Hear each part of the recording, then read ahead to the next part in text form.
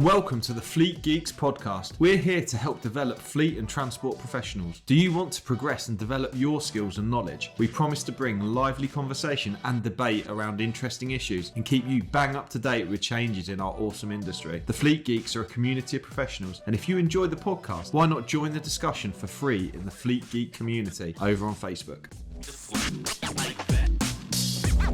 So the red light's rolling, and I'm delighted today to be joined by Simon Turner from Driving for Better Business.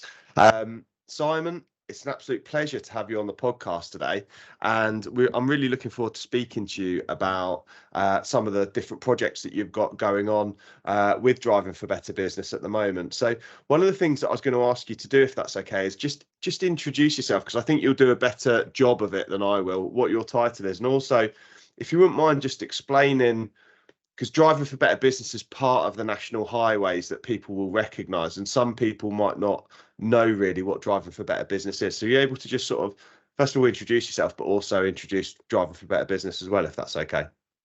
Yeah, certainly. No, it's great to see you again, Pete. I'm really looking forward to the discussion, and thanks for inviting me on your show. So for those who don't know me, I'm Simon Turner. I'm the campaign manager for something called Driving for Better Business, which is effectively like a marketing campaign aimed at raising awareness amongst those responsible for driver safety, whether they're responsible for vehicles or drivers or policy, whatever, raising awareness of the need to manage that risk properly, and to sort of do that by sharing case studies and good practice that demonstrate how much better businesses can run when they're managing this risk properly, because it's not just about reducing collisions. That's obviously, the key objective, if you like, but it's the business benefits that come from that as well, in terms of business performance and cost reduction.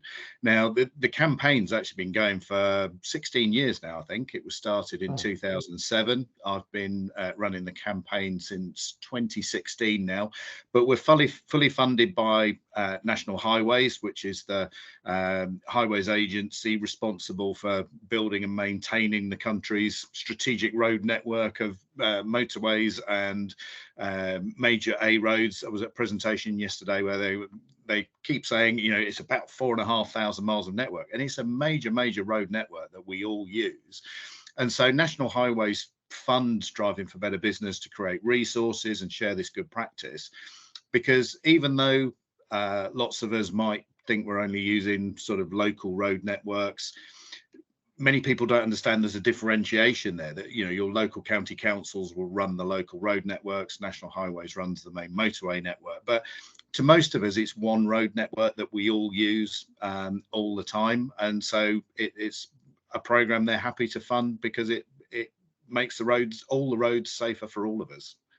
Yeah, absolutely. And I think I was saying before we came online that I'm a big fan of Simon's work. So Simon and I first met Simon last year when we both when we were at the Health and Safety Expo, which was at the NEC. You were hosting I think you hosted the whole driving, or the whole driving safety section, didn't you? And there were quite a range of different speakers there, weren't there? Are you going to be doing the same again this year, Simon? Yeah, we are. This year was the third year we've done it. So it's the health and safety event, which is run as part of a bigger suite of events, but it's an entire hall at the NEC. I think that in 2024, it's the end of April, first couple of days in May. It's that week. It's a 3-day event, and we host something called the Driver Safety Zone. So Driving for Better Business got their own stand there, so we're talking to fleet managers, driver safety managers, all that kind of stuff. But we run our own spotlight theatre with 3 days of professional insight, sharing case studies and good practice. And obviously you were on one of those panels as well, which I very much appreciate you taking the time to do that. But you would have seen the engagement from the audience, because they really desperate for the sort of information we were sharing. So it's grown every year. Next year is going to be our 4th, and we're currently trying to plan the content for it at the moment, but it should be bigger and better than we've done so far. Oh, fantastic. And I've just checked those dates actually, because I thought whilst we're talking about it, let's make sure we sort of showcase that, because I think the health and safety, particularly for people listening, fleet and transport managers, health and safety, it's the health and safety, fire and security event all in one go. So it covers a range of disciplines. And I was really impressed with the event overall. I thought it was really well run, really well managed. And there's the sort of spotlight speaker section that you've got, and then there's other CPD opportunities there as well. And it's running the Tuesday the 30th of April through to Thursday the 2nd of May. So it's 3 days. So it's Tuesday the 30th of April, Wednesday 1st of May, and Thursday 2nd of May next year. And it's a free event, isn't it? It's free for people to go along. Absolutely free. I'm sure many of your audience will be going to the CV show. It's the week after the CV show, which means I get to live at the NEC for 2 weeks virtually. But yeah, it's all, experts from either academic experts giving us insight into some of the major challenges that we face and why it's difficult to sometimes change driver behavior in certain areas. We've got, fleet and transport safety managers from blue chip companies sharing how they deal with some of those challenges as well. So it's a really good and informative event. Yeah, fantastic. So hopefully listeners will be able to get along to that. And then the second time we caught up was the Leicester Space Centre last year, which was the annual conference and was the launch-in for the van driver toolkit at the time. I am right. I've not missed any time there. That was this year, wasn't it? Earlier this year. That was middle of March, and we're doing that again now. So that was a really good event, but unfortunately we're limited on numbers for that. But I think we're going to be releasing tickets in January, and if anybody wants to pre-register for that event, they can do so by signing up to the mailing list on the Driving for Better Business website. But we're going to be doing the same thing again. And the Van Driver Toolkit was a really important online resource for us, because when we started Driving for Better Business, we've constantly sort of felt we were telling fleet managers what to do, or telling them that there was a problem, risk and that you've got to deal with driver safety, this kind of thing, but conscious of the fact we weren't necessarily giving them all the solutions to do that. And so what we tried to do with the Van Driver Toolkit was create a resource that they could share with their drivers. So one of the key challenges for any fleet manager is, how do I get my drivers to behave properly? How do I get them to follow the rules? And this was like so the Van Driver Toolkit we created to be like a van driver handbook, if you like. So it covers everything from safe loading, license eligibility, driver fatigue, how to do your vehicle checks, that kind of thing, winter driving. I think there's about 37 separate topics in it at the moment. It gets an annual refresh, which we're doing at the moment. So there's some new cards going in, and it will be refreshed from January. And obviously any legislation changes that happen throughout the year, we put those in. We launched it as an online resource prior to that event when I saw you. But what we did launch there was like a printed version, which we make the printed art with the artwork for printing it freely available to companies. If they want to print their own and hand them out to drivers, they can do, or you can just access it and share links to various resources online. But it's multiple formats. It's PDFs you can share, you can print out, share them with as part of a toolbox talk. We've got recorded toolbox talk videos, and that was the other bit that we launched at the Space Centre event. We had a series of 8 pre-recorded toolbox talks from fatigue, vehicle checks, safe loading, all that kind of thing. And those videos are free for anyone to download. You can play them through YouTube or drop them in your own PowerPoint presentation. But yeah, just help yourself. And we're all just trying to communicate the same messages and improve driver safety. So all of this stuff's free to access. Yeah, it's absolutely fantastic. The quality of I think I need to just comment on the quality of the resources are really strong. It's certainly something that we use with many of our clients to help support them. We also I know it's not Driving for Better Business, but it's under the National Highways. there was also some resource there which has been shared recently. There's a Bridge Strike driver CPC course, for example, that we've implemented as part of our suite of CPC courses. And the content and the quality is really good. The standard's really, really high. So yeah, I think it's absolutely fantastic, Simon. So what else have you got in the pipeline that you're working on? Have you got any other campaigns that you're working on at the moment? Yeah, well, one of the things that the Van Driver Toolkit was very good at doing, and is very good at doing, is kind of communicating driver safety policy out to drivers and reminding them of various bits that are in there, whether it's phone policy or drug driving, that kind of thing. But we've, you know, there's a bit of a hole in the offering at the moment in how do you actually create that driving for work policy to start with. You know, it's a legal requirement to risk assess your driving activities and then put a policy in place. And so we're in the process right now of developing a free online tool which will help organizations create a new driving for work policy from scratch using pre-written templates that we're putting together with a team of experts at the moment. If you've got your own policy already, you'll be able to check it against the guidance that we've got. But even if you sort of totally up to speed on this and you're happy with your policy, one of the key challenges is then ensuring that you're aware of what's going on and that you keep that up to date and you're able to review it and update it as needed. So because we're effectively part of national highways and sort of publicly funded, we've got very good relationships with the Health and Safety Executive, the DVSA, the Stationery Office, which writes and publishes the Highway Code, and obviously the Department for Transport as well. So we get advance warning and quite often are involved in the sort of development phases of new legislation and guidance. So we're going to have a series of updates that are available. If you sign on to the Driving for Better Business website, you'll get updates to any legislation or guidance changes as soon as they happen, as soon as they take effect. And that update will then help you understand what that means for your drivers and your driving for work policy, and we'll show you how to build that into your policy. So yeah, even if you're a blue chip company with a really, really well-established, good safety management process, this will still be of use for you, because you'll be able to get these updates and sort of informed insight into what they mean as soon as they happen. That's absolutely fantastic. So I think some people do really struggle to write policies effectively, and to know. I think the challenge that as someone who does write policies regularly, I think it's a struggle to know.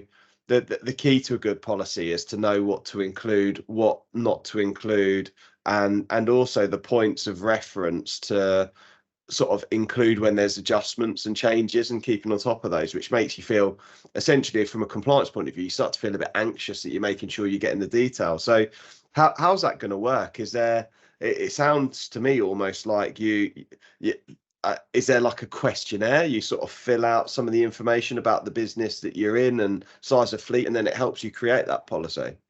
The way we're going to do it at the moment is we've created a huge list of subjects that you would need to cover, and obviously not everyone will need to include all of those sections. So it's kind of like a tick box exercise to start, where you go, I want, pick a mix. I want that section. I don't want that section.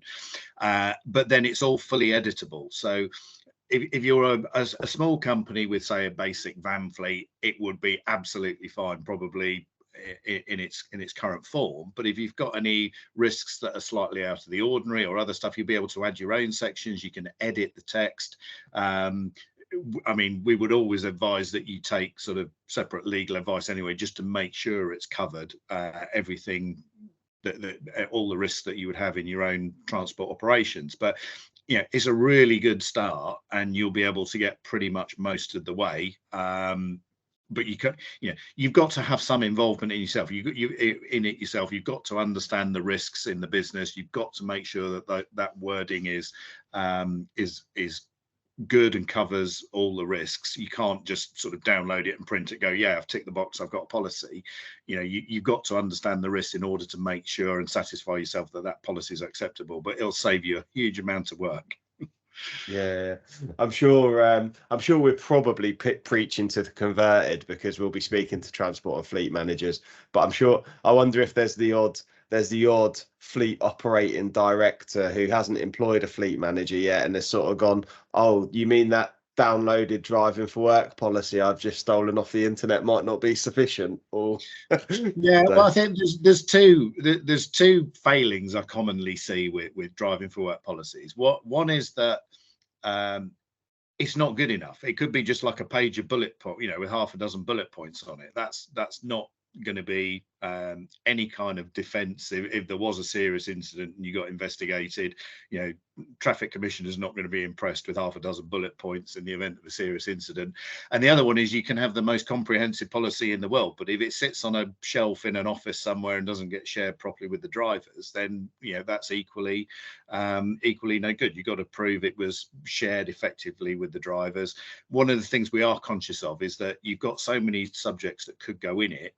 It's got to be punchy. It's got to be short and punchy. No commercial vehicle driver is going to sit there and read 40 pages of legal document. It's got to be punchy and easy to read and easy to remember. Yeah, absolutely. And I think that's one of the big challenges, is to deliver stuff that drivers are happy to engage with, or happy to sort of work with, and that kind of thing. I think that's what one of the challenges that faces us. But again, based on what I experienced with the Van Driver Toolkit, I think you're sort of hitting that communication piece really, really well. I think one of the questions that I wanted to ask you was around, when it comes to managing driver risk, that communication piece with drivers is so fundamental. What do you think people listening, I don't know, do you have any sort of recommendations around the way that fleet managers communicate with drivers to help reduce driver risk? Well, one of the things I was really, really impressed with a few years ago was we had a case study from McLaren Automotive, so the supercar manufacturer. Now, not necessarily immediately relevant to trucks, although they do have a heavy fleet because they've got transporters and stuff, and they've got servicing vans. But the challenges within that business for managing road risk were, just hugely complex, because you've got engineers driving around in part finished or part developed cars on the public roads. You've got salespeople going around showing off to potential customers. You've got test drivers. You've got all sorts of different risks, and it was impossible for any one manager within that business to understand what all the risks were. And so the thing that really impressed me was that they ran workshops within the business with representatives from every area of the business. And they said to the drivers, what makes you feel unsafe? What are the activities where you could see something going wrong, and what do you potentially think we could do to remove that risk or minimize that risk? And what that did was it gave the business a much better understanding of the risk. But when they turned that into a policy, they got complete buy-in from the drivers, because the drivers felt they had some ownership over what had been decided. It wasn't thrust upon them. So that was the best example I've seen, I think, of getting driver engagement from a point where there were, serious issues. With McLaren, it's a well-known company, and they were getting complaints from the public about their driving. And within 18 months, they completely eradicated that and had, I think, 3 or even 6 months worth of no complaints from the public at all, because the drivers bought into it. They felt part of that process. And I think that's the key thing. With the Van Driver Toolkit and the other resources we've got, the loading stuff, you can communicate that all to your drivers. But if you've involved them in the process somewhere along the line, they're much more likely to engage with that, I think, and follow the rules that you're setting down. Simon, I couldn't agree more with what you're saying. Interestingly, one of the things that I do aside from the fleet side of stuff is I actually deliver some training around well-being, and particularly including the HSE's management standards. So the health and safety executive have these management standards, which is about reducing stress in the workplace, and it helps give I suppose similar to what we're talking about here from a fleet point of view. It helps give an outline for how to reduce stress and help support well-being in the workplace. And there's 6 key areas, and some of the best stress risk assessments and stress policies that I've come across is where we've facilitated that with a team of people. We've had like 12 people from an organization, and they've gone, yes, we do this and we don't do that, and we could do that better, and this is the stuff we experience. And we've sort of created that by involving the people, and that has tangibly affected the feedback they're getting in their surveys around the engagement with the schemes that they're running. And that, I think, is vital, is that inclusion element. It's actually a requirement of the health and safety management regs 99, is to actually involve people and consult with people in the way that we risk assess and manage risk. But I think sometimes, particularly with drivers, I think one of the challenges, because they're largely remote workforce, it's so difficult to try and facilitate it, I think, is the struggle that fleet managers will have. Yeah, it is. But you haven't got to do everyone at once, and it doesn't have to be long. You could do it maybe as a simple questionnaire to get more people involved, in the depot before they go out on a day's run or something. I'm sure there's varying different ways that you can do it, and obviously I appreciate if especially if drivers are home based or out on the road all day, it can be difficult. But you've got communication channels with those drivers. If they're out all day, either sending them work schedules or whatever, there will be a way of creating some kind of two-way communication just to make them feel a bit more involved, and it pays huge dividends down the road. Hello, it's Shani from Flagship Partners. We are really proud to sponsor the Fleet Geeks podcast. If you need expert advice or training for your fleet business, make Flagship Partners your first choice. We are really excited to announce the launch of our Transport Manager Academy. With expert development for fleet leaders, we offer fully accredited initial Transport Manager CPC training, CPC refresher, and operator license awareness training, as well as mentoring, support, and professional development beyond the qualification. Our vision is to develop elite fleet professionals. Yeah, absolutely. Okay, cool. So we talked a bit about the driving for work policy creation. Was there anything else you've got up your sleeve for 2024? Well, there's one thing I would cover as part of that, because again, one of the reasons that we've created this driving for work policy tool is it's quite clear there's an awful lot of businesses who either haven't got a policy or they haven't got one that's really up to scratch. Now, one of the things we're seeing more and more, and we're working more and more with big companies and indeed entire business sectors, is trying to raise standards across sectors by affecting that through procurement standards. Now, National Driving for Better Business is a national highways program, and national highways in their own procurement process when they're tendering for big projects, it's part of the tendering process that you provide evidence and confirm that you're managing your driver risk appropriately, and provide evidence of that, normally in the form of a driving for work policy, because we're responsible for driver safety on a large part of the country's roads, and so we're not prepared to have businesses working for us that don't manage that risk properly. And if you're a tier 1 contractor, you're responsible under the construction and management regs anyway for ensuring those safety standards are pushed down through your own supply chain. So while a big tier 1 contractor would probably have all the policies that they need, their supply chains may not. So again, this policy tool is to help them. We're also doing something similar, but through the entire rail sector with the Rail Safety and Standards Board, where they've created a road safety charter, which any company working in the rail sector has got to effectively commit to manage their risk properly. And we're working with them to help provide some resources. We're doing the same thing with the Crown Commercial Services. So if you want to win a public sector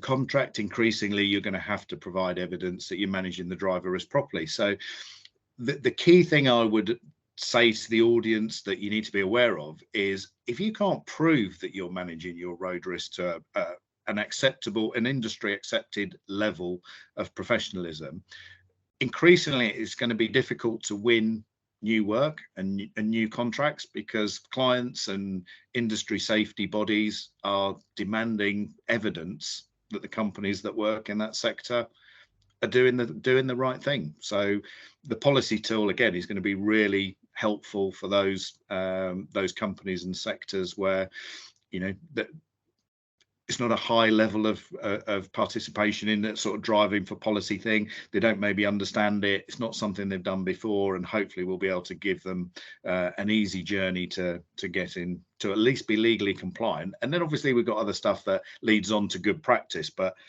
that's that first rung on the compliance ladder, isn't it? Make sure everybody's there. Yeah, absolutely. So I think increasingly it's becoming really important for bigger contractors to demonstrate that they're effectively managing their subcontractors. And if you're running a fleet, chances are you'll be within this procurement cycle. So demonstrating standards, whether that's through, there's various different standards there with the ISO standard, is it 39001 is one of them, and then you've got the earned recognition for DVSA. So essentially driving for better business is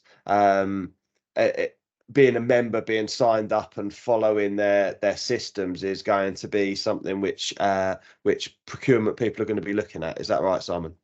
Yeah, absolutely. And I think it's important to sort of clarify at this point. Quite often people mistake driving for better business for a risk management consultancy or driver training company. We're neither of those. We've got nothing to sell. We just share good practice and resources.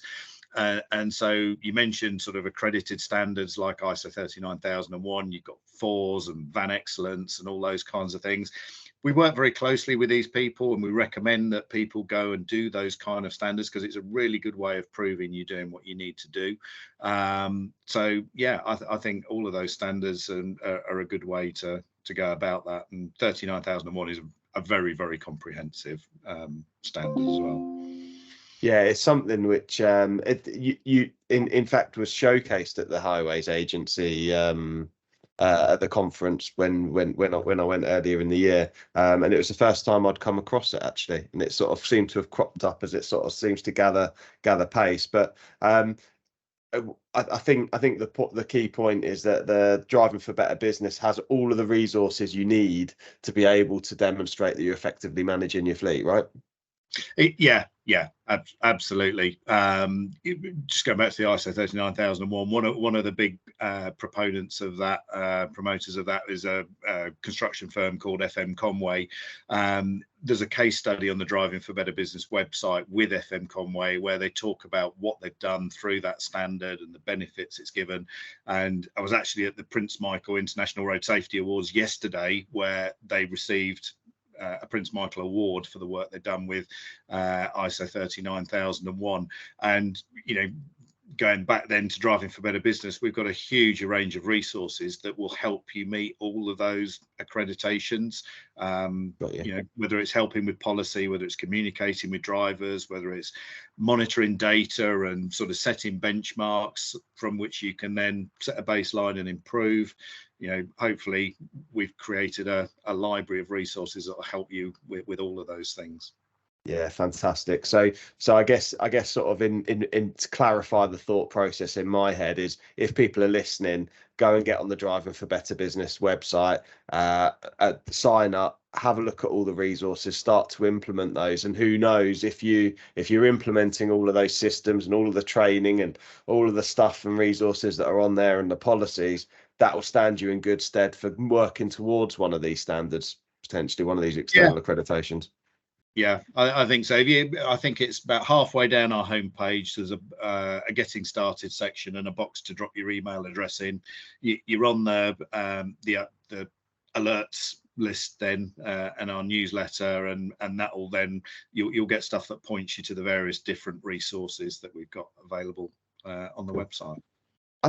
It's when sort of working in a commercial business that we obviously supply and support with fleet safety and those kinds of things. It's fascinating to hear that Driving for Better Business is it's not there to sell anything. It is just there. It's like a resource that's there with some fantastic a service that's there with fantastic resources to help support the people that are listening, to help drive road safety forward. So what would you say the overarching goal is for Driving for Better Business? What would you say like a great outcome for you is, I suppose, in 2024, for example, Simon? Our sort of internal goal now is all based around this new online policy tool. So we've created this sort of crazy goal for ourselves where we want any business in the UK that runs or manages drivers and vehicles to have a really good driving for work policy, an industry good practice driving for work policy. Doesn't mean they've got to do it through us, because a lot of them will have good policies anyway. But if you haven't got one, that's kind of our goal. We want to make sure everyone at least understands their responsibilities, and they've got a concise, easy to read, easy to understand document that they can share with the drivers, and hopefully we can make an impression on driver behaviour and start to improve safety culture. Fantastic, Simon. And I did have one more question. So you've been with Driving for Better Business since 2016. Which of the campaigns are you most proud of over the last 7 years, and why? I think at the moment it's the van driver toolkit. It is that one, because it's so comprehensive, I think, and we've managed to get lots of different formats. There's videos and animations and web pages. It's a really good resource that means, rather than us just highlighting challenges to fleet managers and transport managers, we could actually say, here's something tangible that can go away and help you solve this challenge. And it's been by far our most popular. We've had thousands of businesses sign up to it collectively, who probably run a couple of million vehicles across the whole number of businesses that signed up.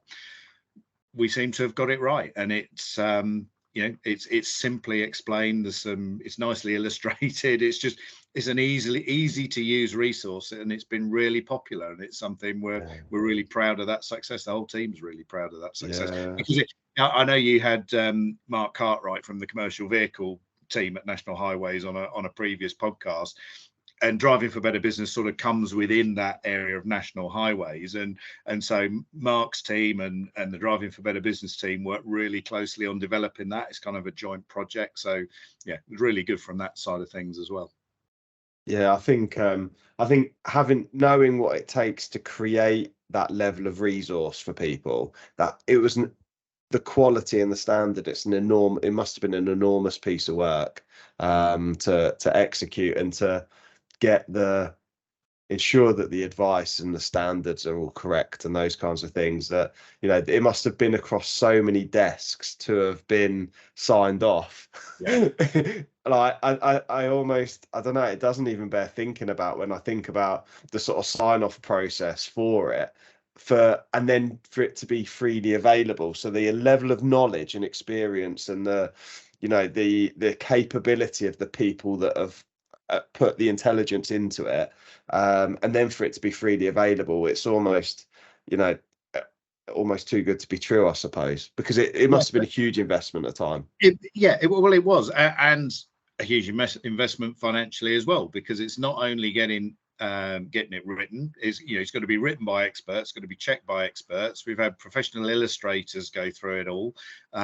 We printed loads of copies and given them away at events and that kind of thing. It's been a huge investment, but it's absolutely been worth it, because the response we've had from the people who use it, both fleet operators and people like yourself who shares that with their own sort of fleets that they work with, it's really been worth it. So yeah, we're really pleased with it.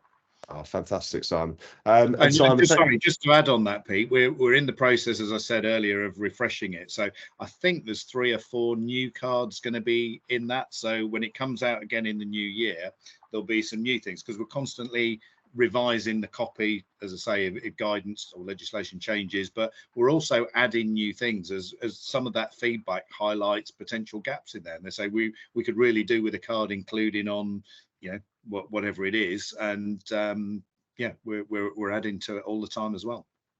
Fantastic. And I just wanted to make a comment to appreciate you got the memo on the Christmas jumper, Yeah. today. Yeah, nice to see we're professionally dressed for this. Yes. Yeah, absolutely. I love this time of year. I suppose it times the podcast for people listening. If you're listening in the heat of summer in 2024, we did record this in the depths of December in 2023, but nonetheless, I'm sure all of the content is still very relevant and is all still very valuable. I just wanted to know, I just noticed there's a book on your bookshelf, which I've read myself that I'm a big fan of, and that's the orange one that stands out, Seth Godin, This is Marketing. Oh, What right. Yeah. What a book that is, by the way. Yeah. It is a really good book. But actually, just along from it is that one called Black Box Thinking by Matthew Said. Big fan of that book as well. Right. So when we do the Space Centre event in March again this year, I think it's Thursday, the 21st of March, Matthew Said is our keynote speaker in the afternoon. He's our headline act. So no way, really? He's just confirmed. So anyone who hasn't read that book, it is an absolute tour de force of how to analyze data and learn from investigations in a blame-free culture to make it a much safer culture. A blame culture is the absolute enemy of a safety culture, and he talks through how different industries approach that and how those who genuinely have a no blame culture and learn from the data have far safer outcomes. That is going to be a really, really good talk.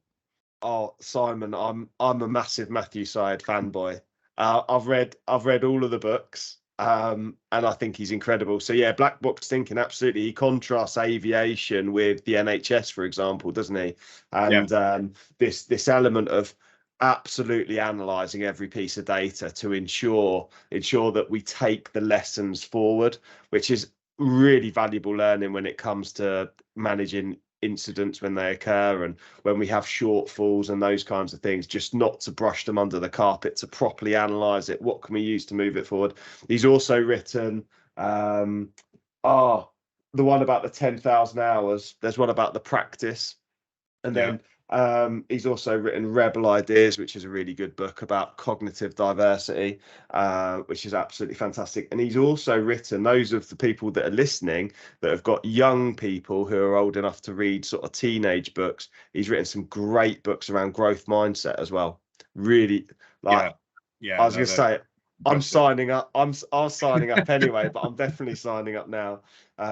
He writes weekly for the Times as well, and I always enjoy reading his content on the Times as well. So what a coup to have got him at the conference. Yeah, Simon. I read that book a while ago, and Mark Cartwright read it a while ago, and we weren't sure we could get him or afford him, but no, it's all sorted. He's confirmed, and we're really, really looking forward to it.